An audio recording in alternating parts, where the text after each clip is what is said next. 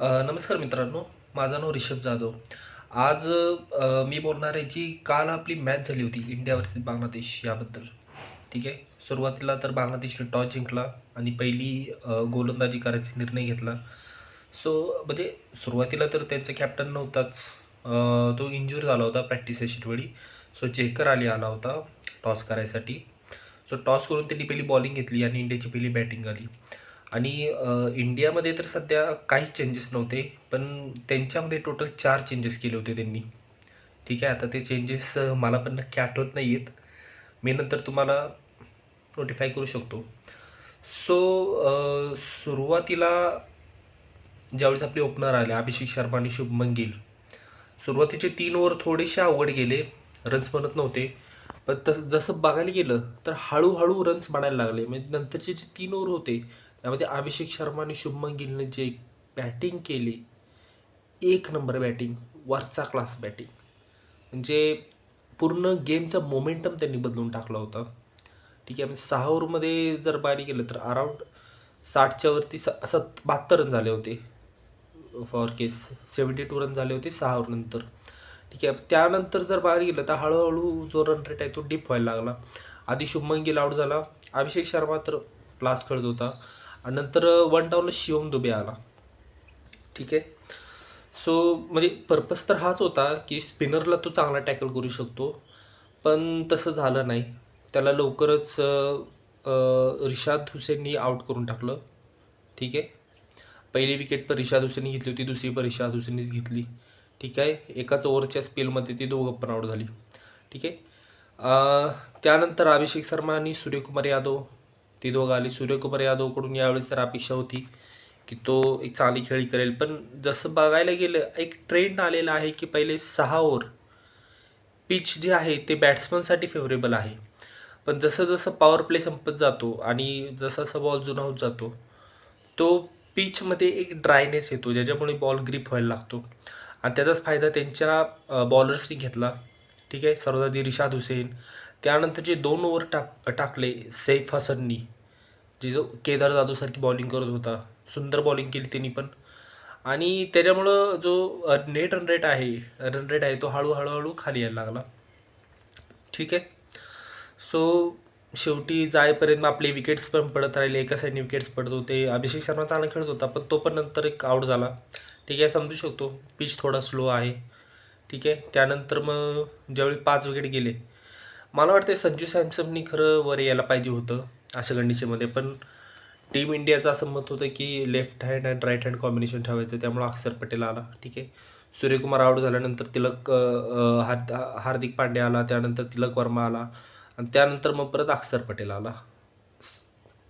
ठीक आहे. सो हार्दिक पांड्याने काही चांगले शॉट खेळले, तरी बसत होते. पण त्यातल्या त्यात अक्षर पटेल स्ट्रगल करत होता, त्याचे काही शॉट बसले नाही आहेत. ठीक आहे. मग त्यामुळे एका पॉईंटला वाटत होते की 200 रन होतील, तर वाटले 180 रन होतील. पण जेमतेम 168 रनच झाले आणि त्यात पण आपले 6 विकेट गेले. संजू सॅमसनची काय बॅटिंग तर आली नाही. ठीक आहे. सो झाली. त्यानंतर मग सेकंड इनिंग चालू झाली आणि सेकंड इनिंग चालू झाल्यावरती बांगलादेशची स्टार्ट पण एवढी खास झाली नाही. ठीक आहे. पहिली विकेट बुमराहनी काढली तंजीद हसनची. एक सुंदर असा आउटस्विंग टाकला त्यांनी, ज्याच्यावरती टॉपेच लागला आणि तो आऊट झाला.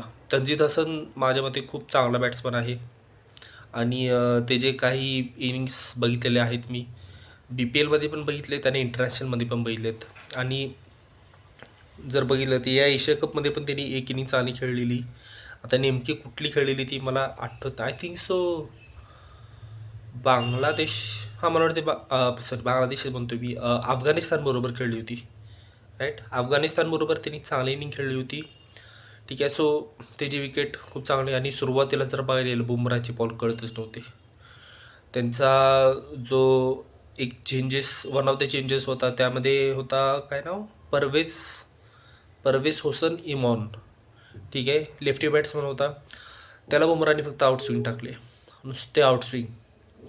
त्याच्या बॅटीला बॉल लागत नव्हता. आज बुमरा दिसत होता. ज्या लेवलची बॉलिंग केली त्यांनी, एकदम सुंदर अशी बॉलिंग केली होती. आणि त्याच्या बॅटीला बॉलच लागत नव्हता. त्यांनी फक्त रन्स तेव्हा बनले ज्यावेळेस त्यांनी इन्स्विंग टाकायचा प्रयत्न केला. ठीक आहे, हार्दिक पांड्याने सुद्धा सुंदर बॉलिंग टाकली, पण बुमराह वाचकला. असं एक 5 वाईड पण गेले ज्यावेळी इनस्विंग.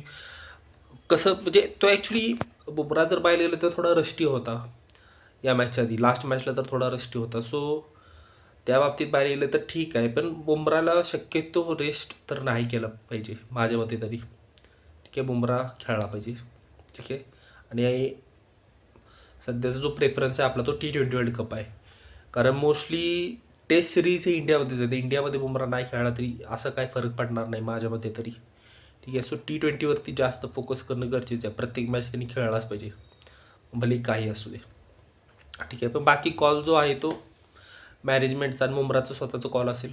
ठीक आहे, सो त्याच्यानंतर त्यांचा फक्त ओपनर सैफ हसन तो चांगली खेळी करू शकला. ॲक्च्युली सैफ हसन पण पाहिलेलं तर मला तो असं काय एवढा प्रॉपर असं काय बॅट्समन वाटत नाही आहे.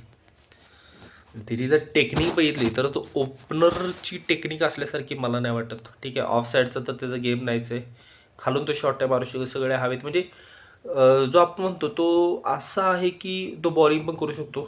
जसं मी म्हटलं तो केदार जाधव टाईप बॉलिंग करतो अँड वरून शॉट मारतो जास्त करून. तरी शॉट बसतात, टायमिंगचा प्लेअर आहे तो. ठीक आहे, चांगला खेळला तो. पण मला वाटते अजून जर एखादा ऑप्शन असेल, पण ठीक आहे, जोपर्यंत तो चांगला खेळतोय तोपर्यंत प्रॉब्लेम कोणाला काहीच असेल. सो त्यांनी एक चांगल्याने खेळली, पण तो एक सोडला आणि परवेज हुसेन सोडला तर डबल फिगर्समध्ये कोणीच येऊ शकलं नाही. आपल्या स्पिनर्सनी काम केलं. अक्षर असेल, चक्रवर्ती असेल, आणि जे कुलदीप यादवनी बॉलिंग केली डेथला, सुपर बॉलिंग केली. म्हणजे कळलंच नाही काय चालले. एकाच ओव्हरमध्ये त्यांनी 2 का 3 2 विकेट काढले मला वाटते एकाच ओव्हरमध्ये. आणि 2 ओव्हरच्या स्पेलमध्ये आपले टोटल 3 विकेट काढले होते, तो आणि वरुण चक्रवर्ती म्हणून. येस, सो तिथंच म्हणजे मॅच तर आधीच पलटली होती, पण तिथं एक ठाम निर्णय झाला की ह्याच्यापुढं मॅच नाही जिंकू शकत. आणि त्याच्यानंतर मग शेवटच्या 2 ओव्हरला टेलेंडर्स खेळत होते. शिवम दुबे आला बॉलिंगला, त्याला विकेट नाही भेटली. शेवटची ओव्हर तिलक वर्माने टाकली, तिलक वर्माला विकेट भेटली. ते पण एक चांगलं आहे. आपल्याकडं मेन म्हणजे बरेच वर्ष झालं कुठलाही बॅट्समन ऑलराऊंडर आलेला नाही आहे. बॉलिंग ऑलराऊंडर आले बरेच, अक्षर आला, जडेजा आला, हार्दिक पांड्या आला आहे. ठीक आहे, पण बॅटिंग ऑलराऊंडर हार्दिक पांड्या म्हणजे मी म्हणू नाही शकतो तो बॉलिंग ऑलराऊंडर आहे, पण हां म्हणजे त्याचं बॅलेन्स आहे. बॅटिंग बॉलिंग दोन्ही बॅलेन्समध्ये मी म्हणू शकतो. आपण प्रॉपर बॅट्समन ऑलराऊंडर बरेच वर्ष झालं कोणच आलेलं नाही आहे तसं पाहिलेलं तर. So this was really good, आवडलं मला. ठीक आहे, आणि दॅट्स इट. आता आजची जी मॅच आहे ती असणार आहे बांगलादेश वर्सेस पाकिस्तान. आता लगातार 2 मॅचेस खेळत आहेत ते. आता काय माहीत आजच्या मॅचला किती चेंजेस करते. मला वाटते चेंजेस तर करायला पाहिजेत, कारण ही टीम जिंकणार नाही आहे ते मला पण माहिती आहे. बांगलादेश तर नाही जिंकणार आहे, आणि माझं असं मत आहे बांगलादेशने जिंकावी मॅच, पाकिस्तानला बाहेर करावं, आणि इंडिया हे काय सॉरी अँड इंडिया वर्सेस बांगलादेशची फायनल व्हावी असं मला वाटते. ठीक आहे, अजून बघू आता काय होतं. टॉस मेजर फॅक्टर असेल, पण मोस्टली मला वाटते पाकिस्तान जिंकेल, कारण पाकिस्तानची टीम चांगली आहे. टॉस ज्याची बॉलिंग असेल मोस्टली तो जिंकेल.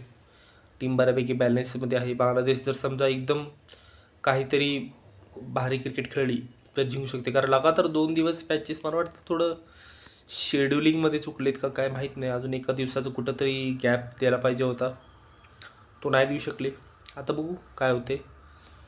Hope for the best. India तर फायनलला पोचलेली आहे. ठीक आहे, आपण भेटू परत उद्या.